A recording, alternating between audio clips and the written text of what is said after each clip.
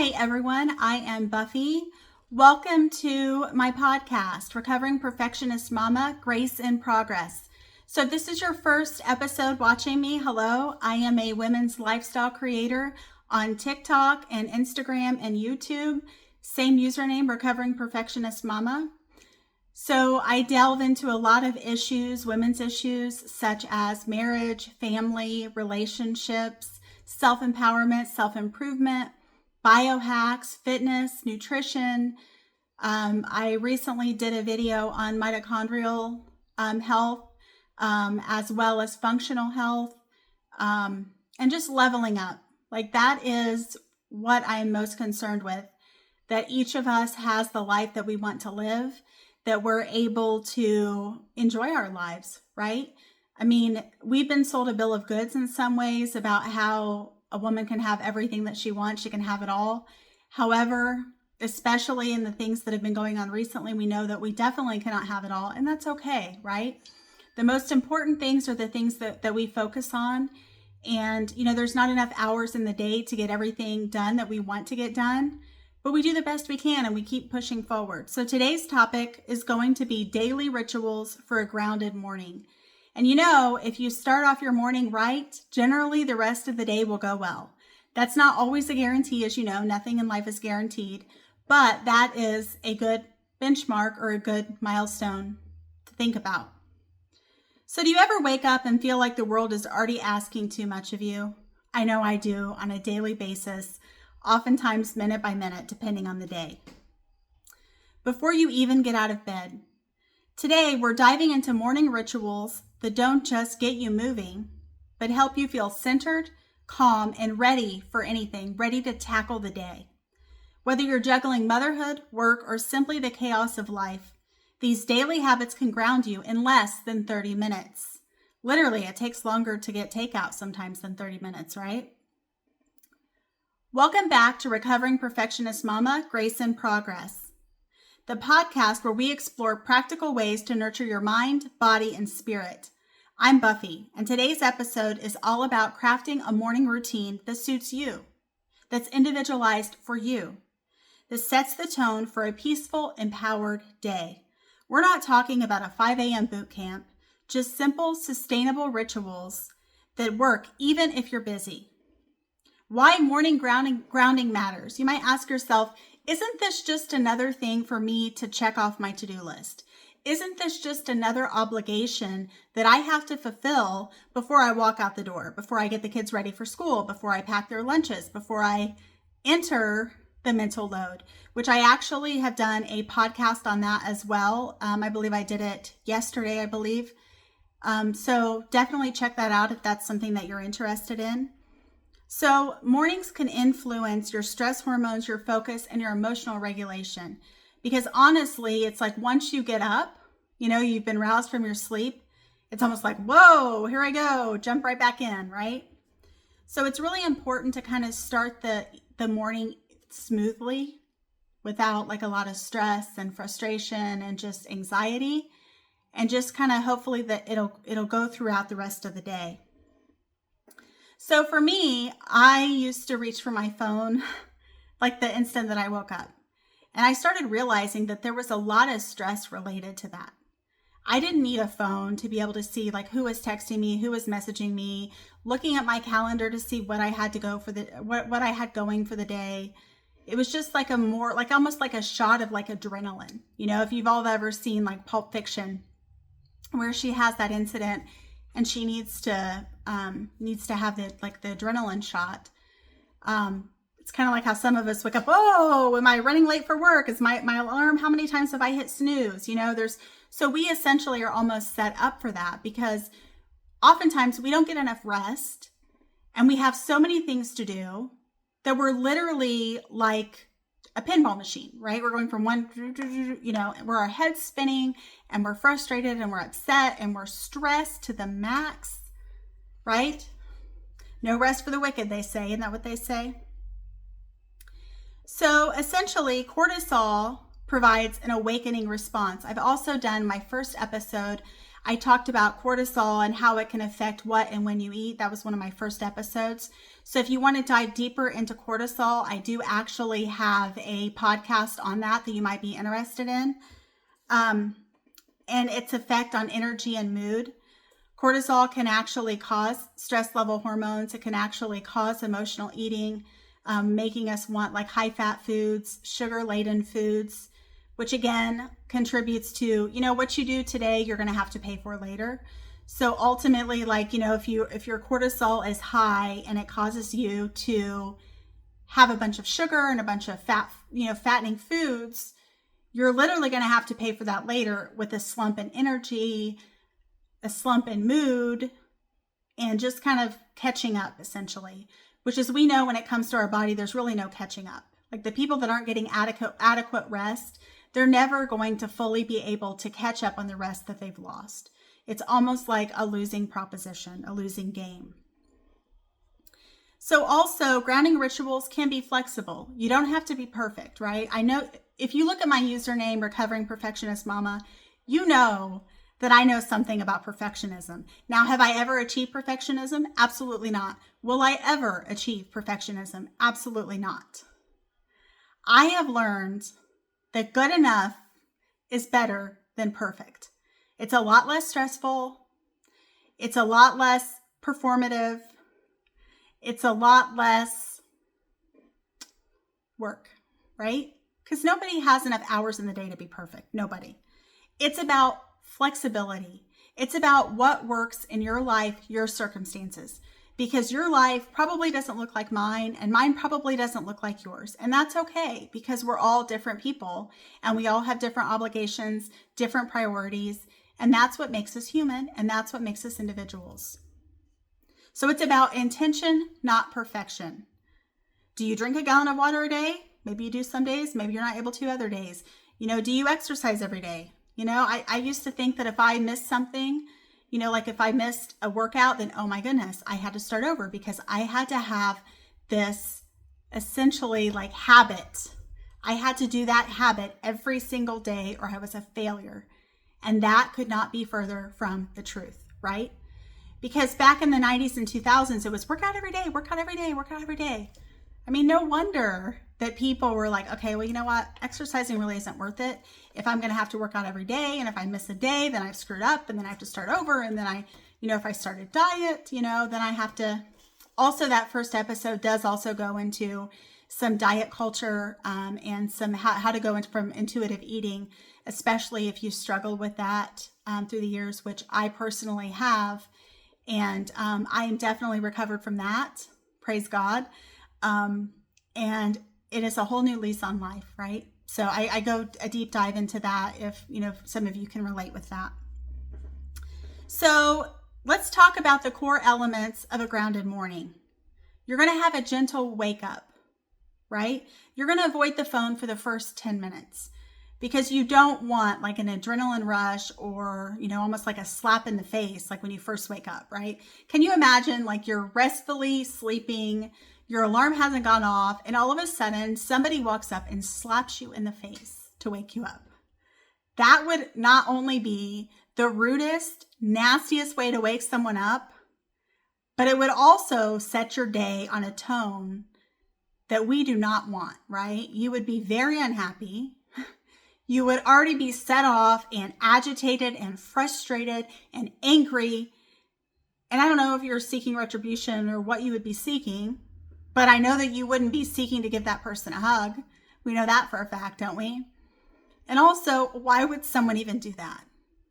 Just an example, right? I'm sure no one would do that to you, nor would I want someone to do that to you. So then you need to try slow breathing for a quick gratitude thought while you're still in bed, just to kind of gradually ease yourself into the day. Maybe you're happy that you have a great spouse. Maybe you're happy that your children are healthy and happy and pretty good kids overall, right? They enjoy school. They're doing the things that they need to do. You guys have a good relationship. They're learning, so enjoy that moment of gratitude. If you want to extend it, extend it. I mean, ultimately, your routine and what you have time for. And then next, we want hydration and light. And that is about 3 minutes also. where you want some warm water with lemon or herbal tea just to kind of set the tone, something gentle, something that's not going to, you don't probably want to get a double shot of espresso. That might also have the opposite effect, right? So I don't know if you're into Starbucks. I mean, I used to have a period of time where I would have to go to Starbucks a lot because I would get up early in the morning, and I'm not really a morning person, but I would get up early in the morning and I needed like that jolt. And it's almost like you get used to that. And so that can kind of impact certain things as well. Excuse me. And also, natural sunlight or opening curtains helps regulate circadian rhythm, which is essentially your sleep-wake cycles.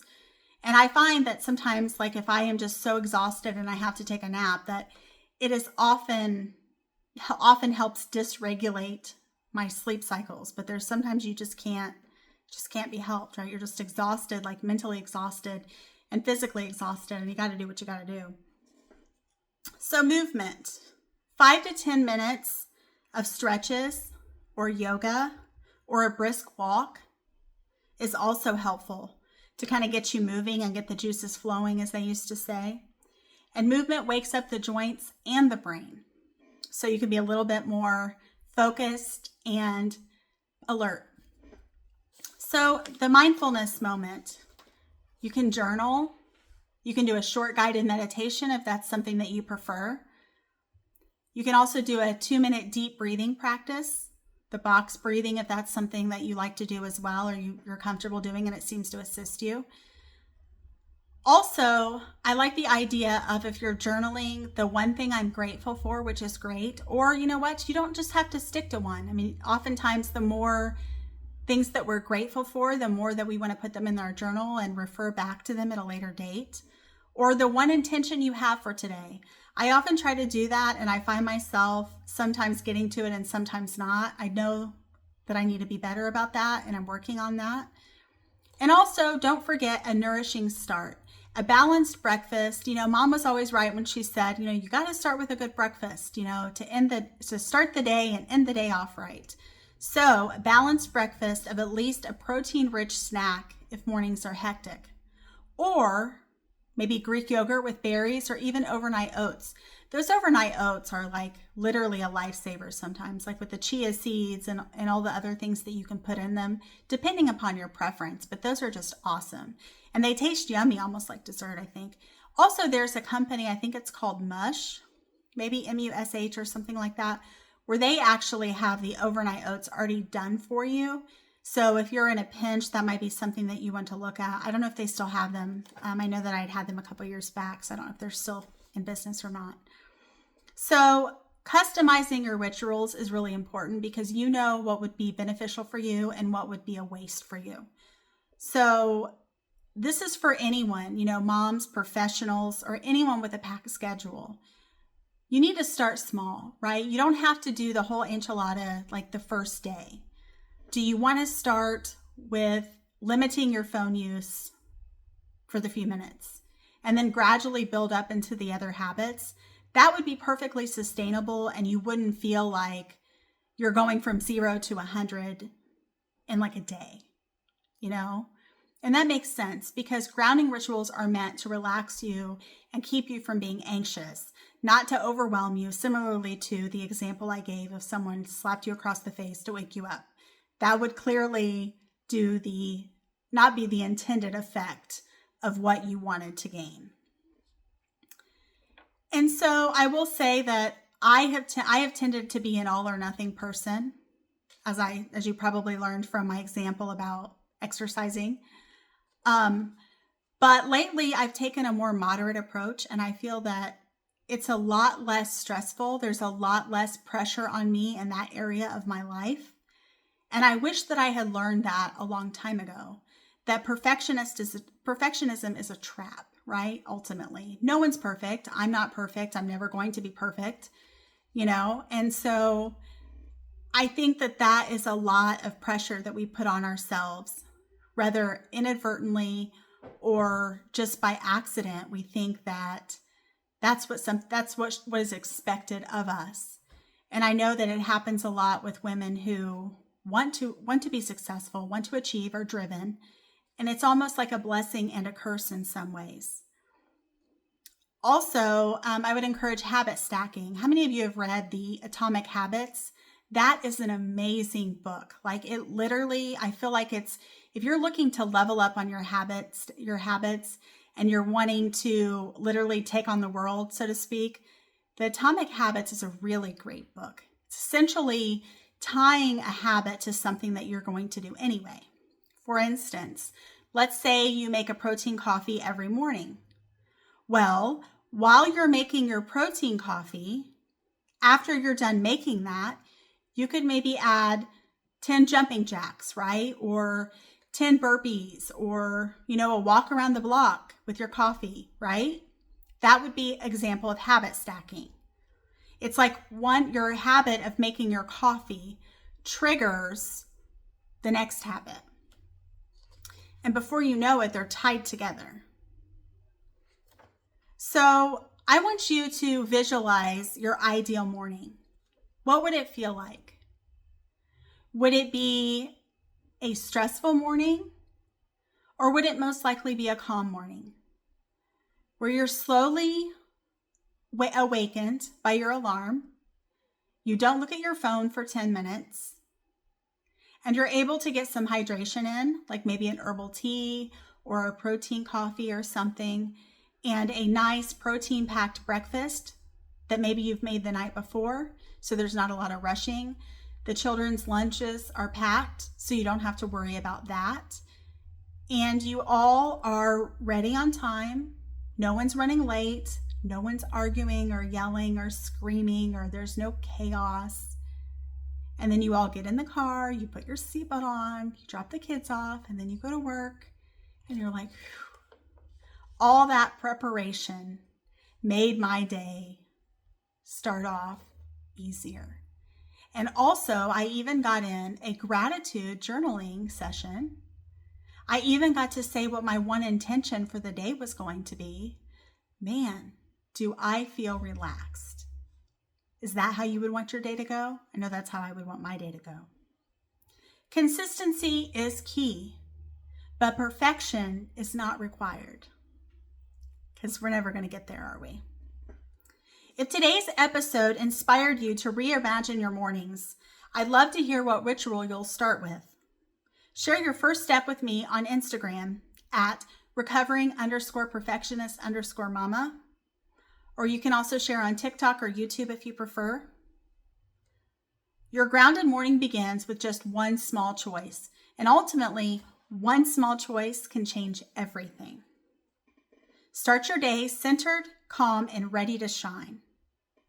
In this 30-minute episode, we've learned simple, science-backed morning rituals, from mindful breathing to energizing movement, that fit into even the busiest schedule. Your peaceful morning is just one habit away. And also, if you want to level up, try some habit stacking. Atomic Habits, guys. Thank you for watching, and I hope you have a fabulous day. Goodbye.